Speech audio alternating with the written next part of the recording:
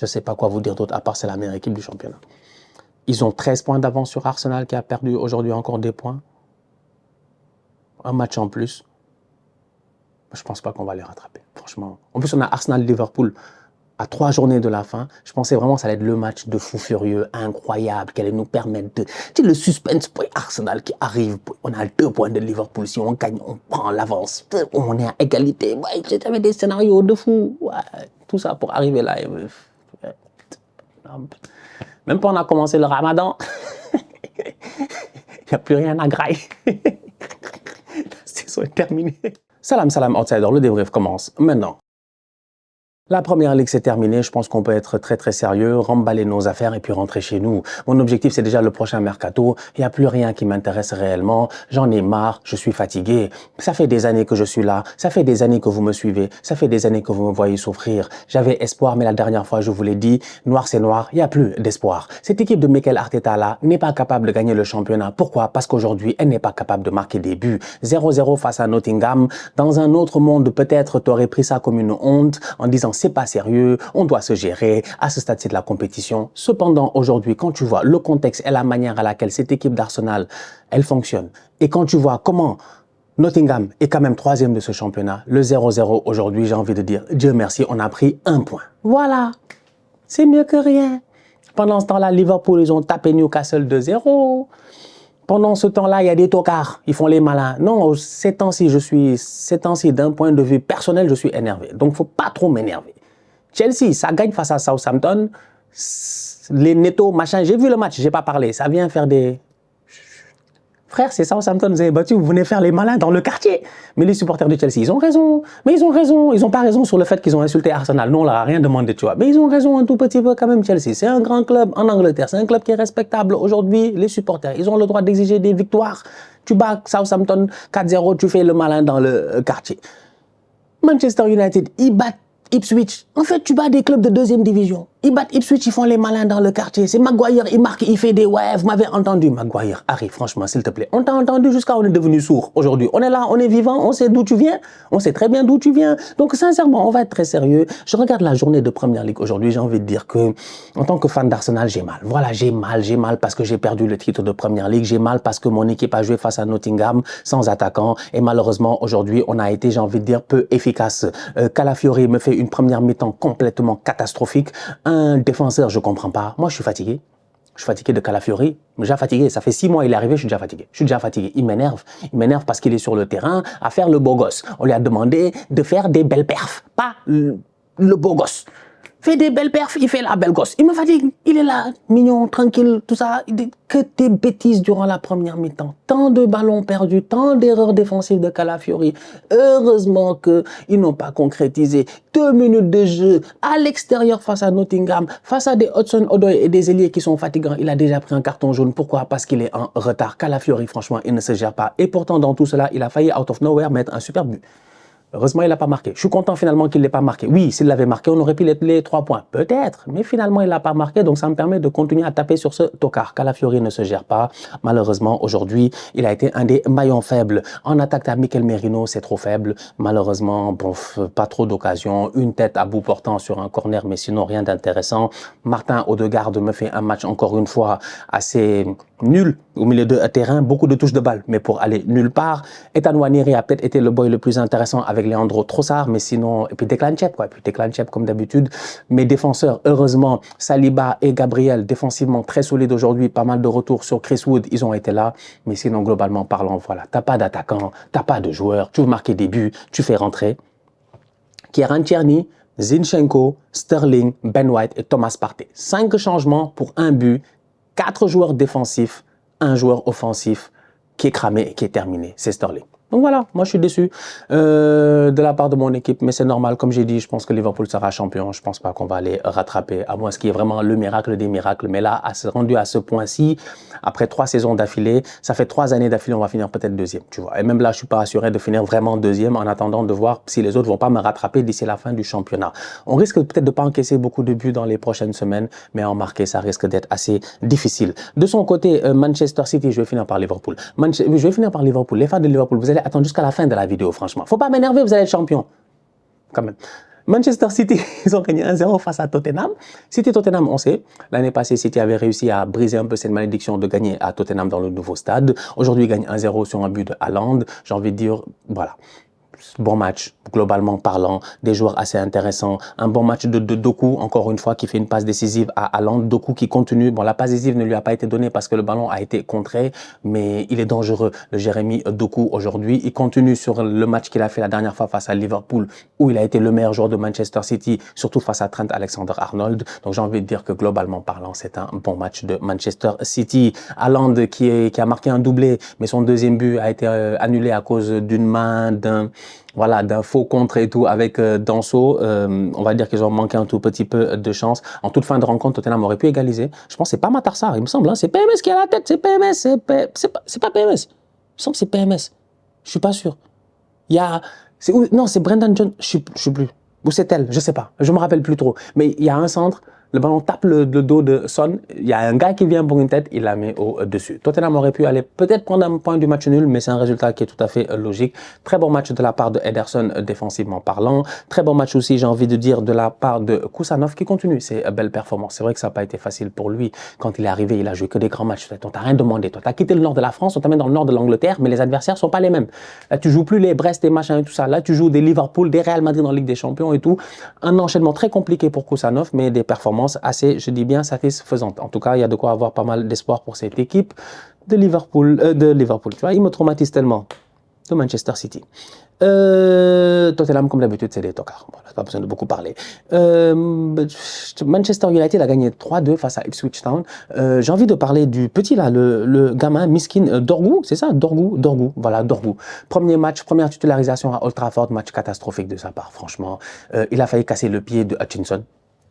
Va voir l'image. S'il n'y a pas de protège tibia, si de l'autre côté Hutchinson il fait un peu de pression, c'est-à-dire qu'il tient trop là, s'il lâche pas le muscle, il y a moyen que le boy qu'il se fasse vraiment très mal. Dorgu ne sait pas gérer. Dorgu fait une passe à Onana. Onana sort. Tu vois ton gardien sortir.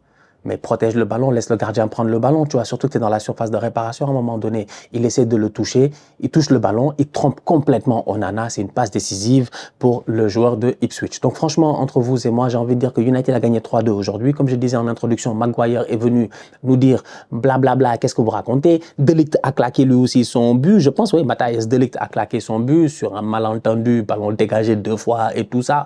Un match entre tocards, un match entre tocos, franchement. Ipswich aurait pu prendre peut-être des points à Old Trafford, mais ils sont tombés aujourd'hui. C'est une équipe de United qui, à 10 contre 11, a quand même été très déterminée, a fait une très bonne deuxième mi-temps et encore une fois, un excellent Bruno Fernandes.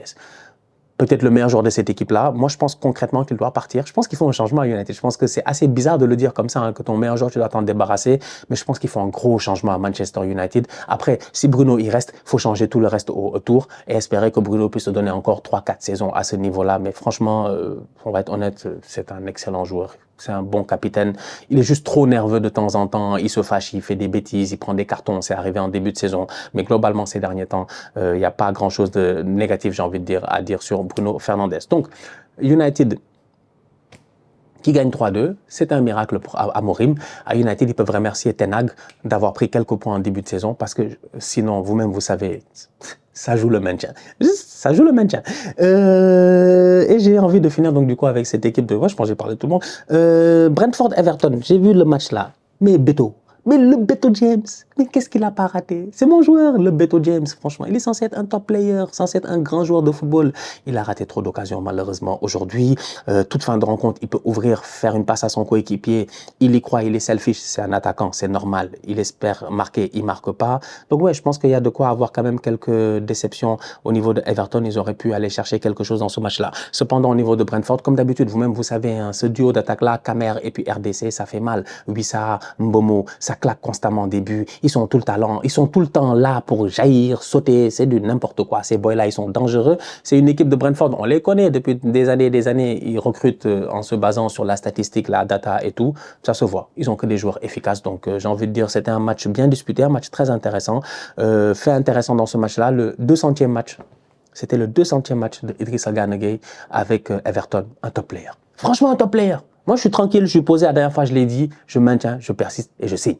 Je pense que c'est le meilleur milieu de terrain de l'histoire de mon pays. Après ça, c'est mon avis à moi. J'ai le droit d'avoir mon avis. Vous avez le droit d'avoir un autre avis, tu vois. Il y en a qui vont mettre d'autres joueurs et j'en ai connu quand même. Il y a une génération incroyable, celle de 2002 et tout. Donc, il y a eu de très, très grands joueurs et tout. Mais je pense qu'en termes de professionnalisme, c'est dur de faire plus que Idrissa Gana Gueye. C'est vraiment dur, en fait. Être au haut niveau comme ça, à ce niveau-là, avoir réussi un peu partout où tu es allé, avoir mis les points sur les i, les barres sur les t, c'est ce qui lui permet aujourd'hui d'être encore titulaire dans cette équipe d'Everton. Donc, belle performance, j'ai envie de dire, de Gana Gueye. Encore une fois, bon match de sa part aujourd'hui. Beaucoup de récupération, des longs ballons et tout. Bref, he's a smart player. He's a very good player. Donc, voilà. Et je vais finir donc du coup avec Liverpool, qui a gagné 2-0 face à Newcastle. Ils sont champions, voilà. Champion élu, champion elect. Je l'ai dit la dernière fois, ils sont trop forts. C'est un Liverpool...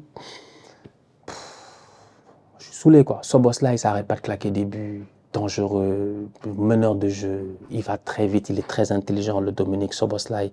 Ouais, je sais pas quoi dire à part bravo à Szoboszlai, quoi. Franchement, c'est un très très bon joueur de foot, quoi. En fait, le boy, il sait porter le ballon, il sait faire les bonnes passes, il a la bonne vision, il est dans l'axe, il gère bien son truc.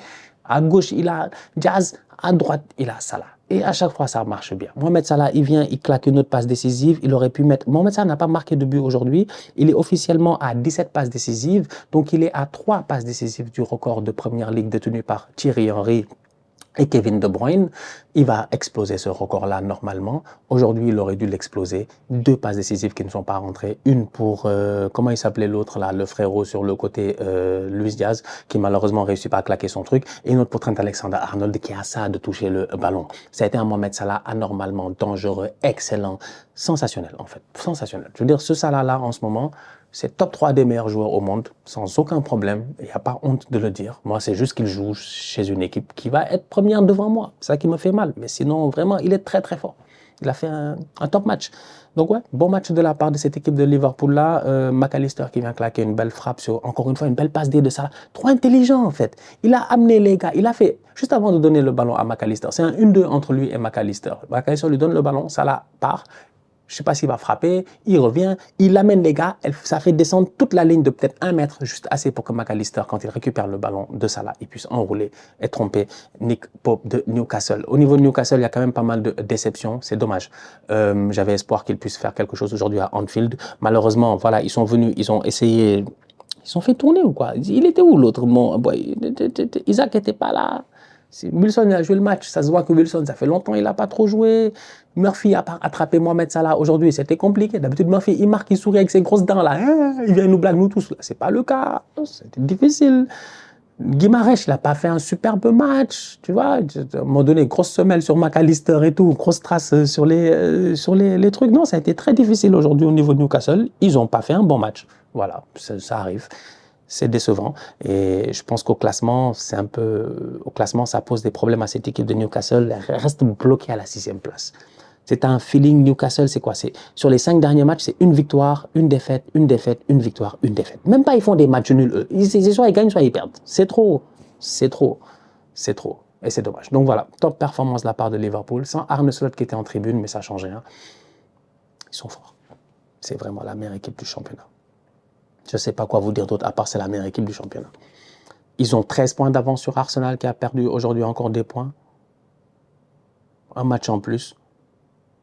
Je ne pense pas qu'on va les rattraper, franchement. En plus, on a Arsenal-Liverpool à 3 journées de la fin. Je pensais vraiment que ça allait être le match de fou furieux, incroyable, qui allait nous permettre de... Tu sais, le suspense pour Arsenal qui arrive. On a 2 points de Liverpool. Si on gagne, on prend l'avance. On est à égalité. Ouais, j'avais des scénarios de fou. Ouais, tout ça pour arriver là.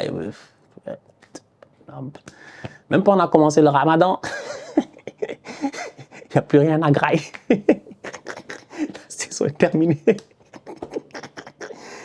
Ouh, la famille, on se... ouais, c'est ça. Je ne vois pas d'autre solution. Ouais.